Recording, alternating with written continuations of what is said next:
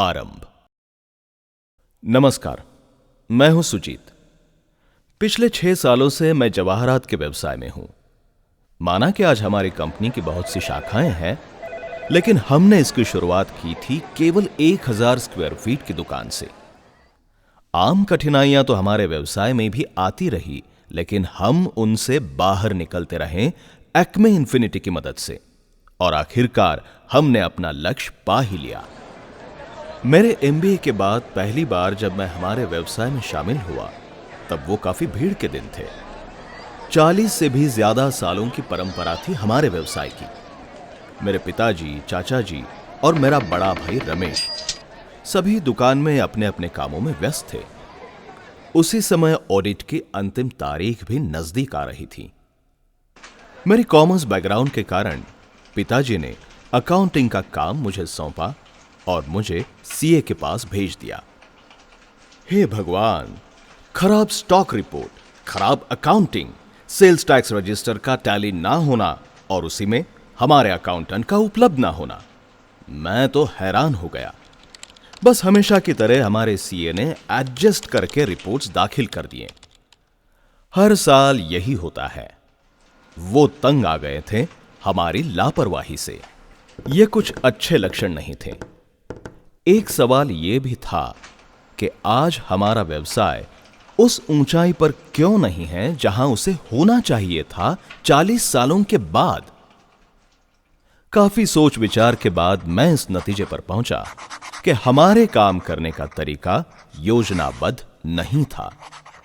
हमारे पास बेहतरीन डिजाइन्स थे और वर्तमान ग्राहकों से संबंध भी अच्छे थे, लेकिन अभाव था तो सुसंबद्ध कोशिशों का, और व्यवसाय की वृद्धि में यही सबसे बड़ी कठिनाई थी। मैं समझ गया, सबसे पहले वर्तमान मैन्युअल वर्किंग सिस्टम को कंप्यूटराइज करना जरूरी था। फिर मैंने अपनी खोज का दायरा बढ़ाया, जैसे प्रदर्शनियों की भेंट करना, नेट सर्फिंग करना और हां, सॉफ्टवेयर कंपनी से संपर्क करना। मैंने अपनी क्राइटेरियाज की लिस्ट बनाई।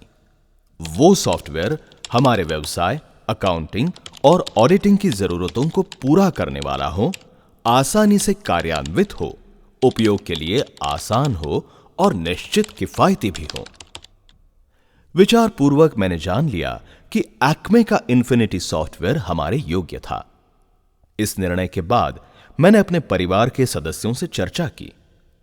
पहले मुझे लगा कि उन्हें राजी करना बड़ा कठिन होगा, लेकिन उन्होंने बड़ी शांति से और ध्यान से मेरी बात सुनी। आखिर रमेश ने इस निर्णय पर अमल करने के लिए मुझे बढ़ावा दिया, लेकिन डर था कि कहीं इस सॉफ्टवेयर को कार्य में लाते हुए कोई समस्या ना खड़ी हो। पर आश्चर्य की बात थी कि सब कुछ आसानी से और सरलता से शुरू हुआ। इस सिस्टम को कार्य में लाते समय विचार पूर्वक हमने अपनी दुकान को 2 भागों में विभाजित किया। एक था सेफ और दूसरा काउंटर। यहां सेफ का मतलब केवल लॉकर तक मर्यादित नहीं था, तो यहां हमारे उद्योग का व्यवस्थापन देखा जाता था।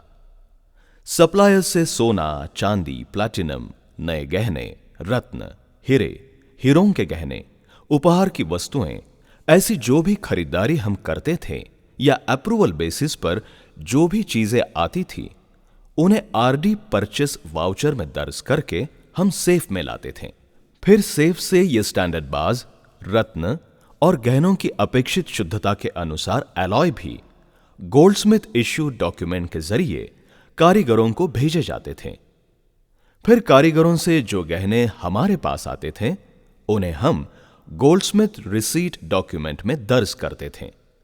जरूरत के हिसाब से इसी डॉक्यूमेंट में हम वेस्टेज, टूट और चूरा भी दर्ज किया करते थे।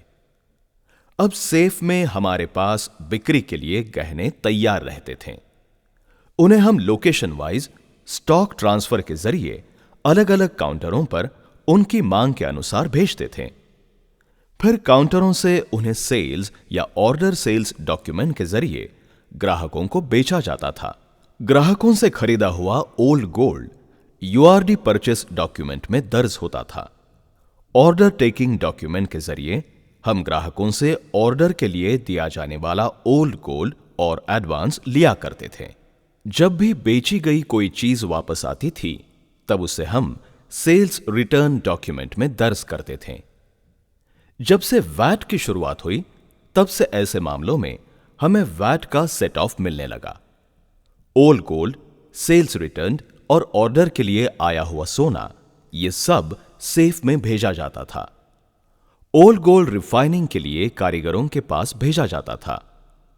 अंत में परचेस रिटर्न या अप्रूवल बेसिस रिटर्न डॉक्यूमेंट के जरिए हम सप्लायर से खरीदा हुआ और अप्रूवल बेसिस पर लिया हुआ माल वापस करते थे।